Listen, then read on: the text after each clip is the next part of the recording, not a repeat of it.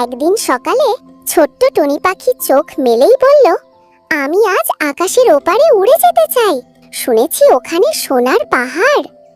টুনির এই কথা শুনে তার বন্ধু খরগোশ ঝর্ণা বলল, সোনার পাহাড়, এও কি সম্ভব? টুনি আত্মবিশ্বাসের সাথে বলল, স্বপ্ন তো স্বপ্নই, আমি চেষ্টা করব। সে উড়তে শুরু করলো। মাঝপথে ক্লান্ত হয়ে পড়ল। তখন সে বিশ্রাম নিতে গিয়ে দেখা পেল বুবু বক পাখির।